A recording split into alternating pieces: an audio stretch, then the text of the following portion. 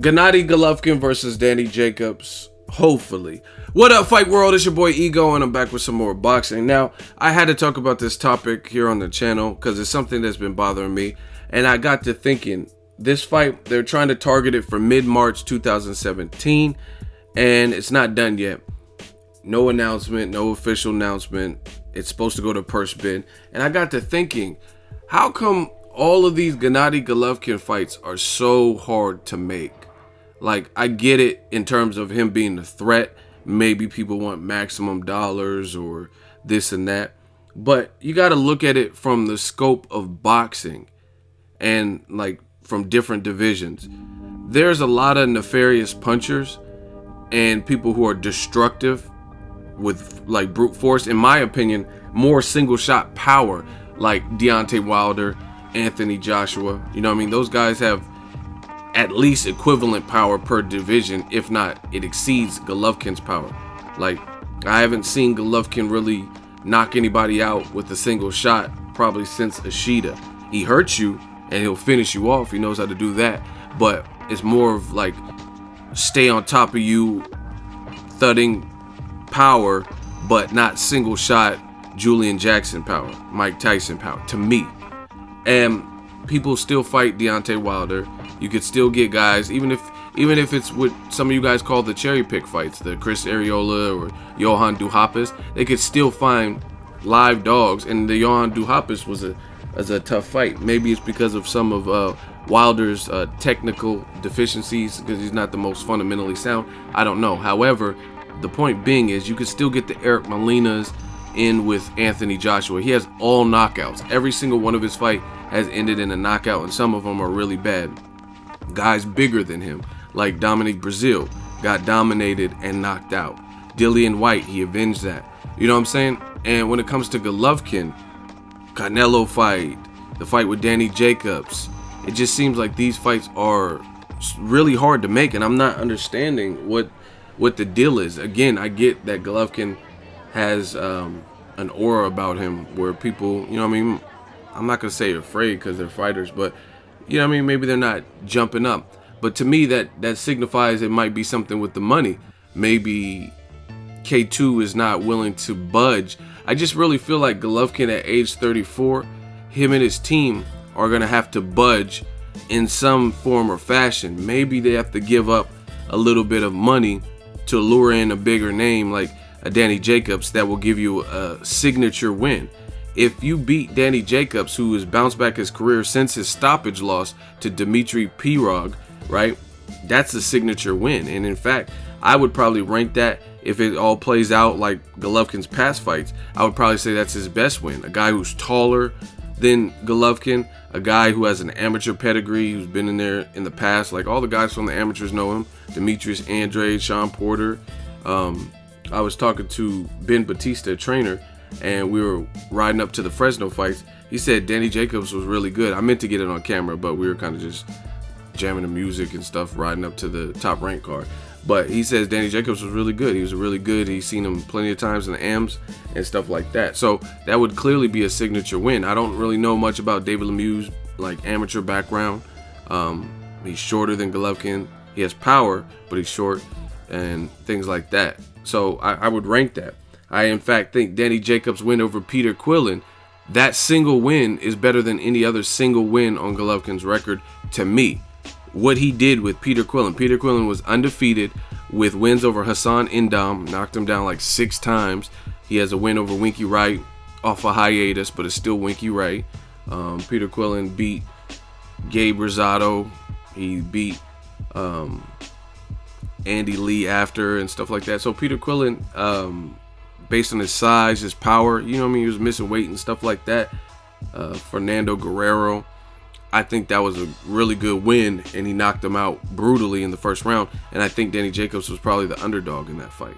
So, you know what I mean, wins like that are more impressive because, unless, barring like Floyd Mayweather, because everybody who steps in based on his skill level and what he's proven for 19 years, everybody is an underdog versus Floyd. You know what I mean?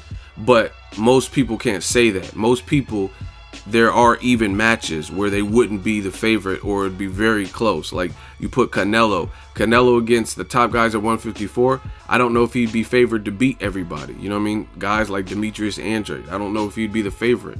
Lotta, the betting odds will probably be very close. So again, unless you're like Floyd Mayweather, then that's the only person that I've really seen where, based on his skill set and his brain, his ring IQ, and his history, his pedigree, he's the high favorite. But if you put Golovkin in there with Canelo, if you put him in there, if he moved up to 168, even if he is the favorite, like Ward was the favorite to beat Kovalev, even though he had recently moved up, it would be a lot closer. People believe Ward would win, but nobody was really sleeping on Kovalev. So for me, I like Golovkin. I just got to see him in a meaningful fight with a meaningful person, and I really think the time is ticking. Abel Sanchez has a lot to say regarding his fighter, which is good. I mean, you're supposed to promote your fighter, but some of it is borderline ridiculous when we don't get to see the proof. You can't tell me that Triple G, I mean, you can do whatever you want, but it doesn't make sense to me, and it's a bit asinine for Abel Sanchez to say, oh, my fighter, he'll knock out Ward, he can beat Kovalev, Adonis Stevenson, and he beats everyone at 175, but he won't even go up to 168. You know what I'm saying? He can't even get the top guys at 160 in the ring. You know what I'm saying? So it's like, when can we see this? It's like, if, let's say we're at a house party or something, or a kid's party, and I'm like, hey, man, I could do the sickest backflip. And then people are like, oh yeah? Do it, let's see it. And I'm like, nah, I don't feel like it. I'm not gonna do it. And then we're at another event, and I'm like, man, my backflip is real. It's official.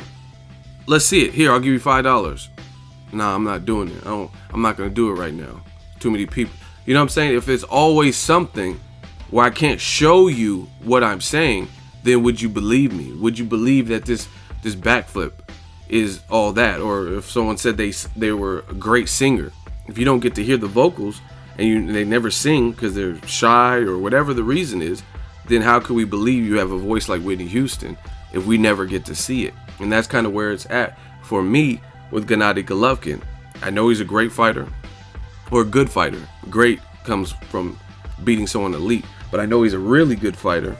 I know he has an amateur pedigree. I know he has power, but I gotta see some level of adversity. I gotta see Golovkin in there with someone who I feel is more of an even match. And this is what's wrong with boxing. I'm gonna tell you guys, this is what's wrong with boxing. You get guys like Gabe Rosado, guys like, who else is there? Like even Mike Alvarado, and look at who they fight, right? They don't always win these fights, but you can't say they're not willing to fight everybody. Look at Gabe Rosado. He was in there with J. Leon Love, Peter Quillen, Gennady Golovkin, David Lemieux. He fought Curtis Stevens in the BKB. He just fought Willie Monroe. You know what I'm saying? He fought hitters. He fought real live people. Now, he didn't win all these fights. He fought Angulo, didn't win all these fights, but people shit on him for not winning them when he's stepping up to the highest of levels. He's really clearly from Philly and willing to fight anybody. You know what I'm saying? And people give him a bad time for his record. You know what I mean? And then you have other guys who we have to praise, but we never get to see them fight the people they're supposed to fight for whatever reason. You know what I'm saying? So this is the thing that trips me out with the boxing game. It's just that it's like the guys who are doing what you guys say you want them to do, you shit on them. Like Alvarado, he fought Ruslan, Brandon Rios twice. He probably would have fought Pacquiao if they didn't offer the fight to the loser of his fight with Brandon Rios in the rematch. He fought Juan Manuel Marquez. He fought Bradis Prescott at a time where Prescott was probably still dangerous and gave him a hell of a fight, cut his lip, I think it was. You know what I mean? And people shit on him for being a warrior and not being able to win all of those bouts, right? And then like we got other guys who we never get to see it. So to me, I really got to see how good Golovkin is, because I know what to expect from certain guys based on what I've seen from them, right? Because I've watched their careers. Like Manny Pacquiao, I've seen his whole career basically. You know what I'm saying? Maybe not every single one of his early fights in the Philippines, but I did see some of them, the ones that were on YouTube and things like that. And I've seen him battle adversity. I've seen him have to rise back Like, okay, adversity. When he fought Eric Morales, they negotiated weird, and he didn't have his Cleto Reyes gloves, his signature gloves that he wanted to wear, right? So he had to make do with a Plan B pair of gloves, right? He had a bad cut over his eye, and he was leaking. So I got to see him, and some people argue that Pacquiao won that fight, even though they gave it to Eric Morales. So I got to see that. Floyd, I've seen him hurt. Shane Mosley or Zab Judah was besting him early. I've seen him at deficits where he's fighting someone taller, bigger, Diego Corrales, Canelo, you know what I mean? I've seen that. So to me, that's what I got to see from Golovkin. And like his trainer, Abel Sanchez, he said that, oh, he'll beat James DeGale and Badou Jack. Let's see something. And I for the life of me, I can't really understand why it's so hard to make some of these fights. Like this Danny Jacobs fight has been talked about. And like you really look at it in boxing, a lot of fights were made kind of in secrecy, and it was just kind of a done deal. Ward Kovalev. Ward signed a multi-fight deal with HBO. One of the stipulations was for his final fight in that multi-fight deal was Kovalev. He agreed. Some people doubted it, like, oh, he'll pull out with the injury. Oh, he's just gonna fight 2 and then go over to Showtime or whatever. But we got to see it. It was a good fight. It was a close fight. And Lomachenko versus Walters. Not saying it was easy. They tried to make it earlier this year in the summer, and it wasn't happening. You know what I mean? For whatever reason, it didn't happen. They couldn't see eye to eye with the money, so it didn't happen.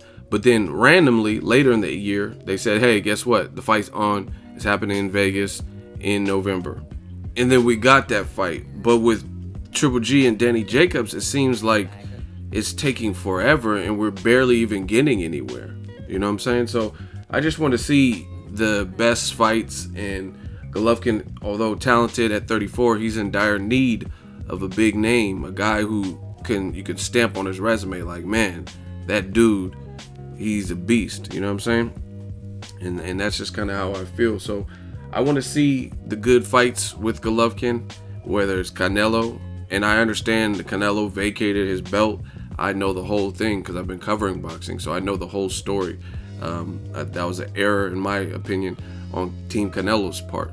But maybe Triple G's team has to take some kind of concession. Like, I'm not saying go down to 155. Maybe that was too much. But now Canelo's team says they'll go up to 160. Maybe since you negotiated that, you got him at 160. Maybe you have to take the flat rate. I know that's not what you want, what you desire, but if you knock Canelo out, you're the man. Canelo has never been knocked down as a pro, let alone knocked out. So that's a huge stamp. Danny Jacobs, maybe you have to give him more money because whatever. People are saying, oh, Jacobs wants more money because he knows Triple G is going to beat him. Okay, if that's the case, I mean, it's better than fighting Sebastian Hyland or another Dominic Wade, you know what I mean, even though it was a mandatory, a guy that is not going to give you the same type of credit. So if you want to use someone's star power, you want to use their name and you want that cap in your hat, then maybe you have to do something to get it. Maybe you have to give up more money and make this amount instead of this amount. I don't know. I'm not in the back room like negotiating this. It's just from an outsider point of view, and I follow the sport intently, and I report and cover the sport. So just from what I've seen, all I know is Golovkin is good, but at age 34, we got to see that premier name on his resume. I struggle. I'm not even joking with you. I'm not being facetious. I struggle to think of any fighter who has received the level of praise that Golovkin has been getting at age 34 based on a lot of what they did in the amateurs and an average, subpar, mediocre pro resume. I literally don't recall that. You look at all the top like Eastern Europeans, since we're talking about that kind of region, Russia and Kazakhstan and Ukraine and stuff like that, and every single one of the guys have stepped up, whether they won or lost. Sergey Kovalev, some people thought he won, but he lost, but he still stepped up and fought the last American male gold medalist, right? And that was Andre Ward, who was undefeated. Bravo for even fighting a guy like Ward. You know what I'm saying? Guy who has known to be a spoiler and give people bad nights and have them look You know what I mean? Their worst, career worst. You look at Vasyl Lomachenko. In less than 10 fights, he's been in there with Axeman Nicholas Walters, forced him to quit. He fought Orlando Salido, came up short, but Salido had a weight advantage and some kind of dirty tactics. He beat Gary Russell, schooled him, made Gary Russell look puzzled and baffled. And then Gary Russell's a guy who almost went to the Olympics, but I think caught the flu bug, has speed, has power, later became a champion, right? And that's who Lomachenko has on his resume in less than 10 fights. Rigondeaux, he beat Nonito. Well, I'll keep it to the Eastern Europeans, but Victor Postol knocked out Lucas Matisse, made him quit basically, and he fought Terrence Crawford, among others like Hank Lundy and Selçuk Aydin and stuff like that. And I think he even fought DeMarcus Corley. I have to double check, but these guys are all stepping up with great competition names. And then back to what I was saying, Rigondeaux in 13 fights, his 13th fight or so was Nonito Donaire, a guy who hadn't lost in 11 years, and he lost early in his career and since had knocked out ranked guys. You know what I mean? He knocked out the Japanese dude on the Brandon Rios, Mike Alvarado one was on that same fight card, right? Jorge Arce, the Victor Archinian, Fernando Montiel. He beat up and broke Jeffrey Matabula's jaw. So for me, I got to see it from Golovkin. I got to see what he's made of. I want to see somebody who can pose some kind of threat and present a different puzzle or some adversity. You know what I mean? You've seen a couple guys, Kell Brook, but he was undersized. So let me know what you guys think of Gennady Golovkin versus Jacobs. Will it happen? Will it not happen? What seems to be the holdup? Drop that in the comment section. Make sure you share the video, like the video as always. Hate, comment, and subscribe. Till next video is Ego signing off.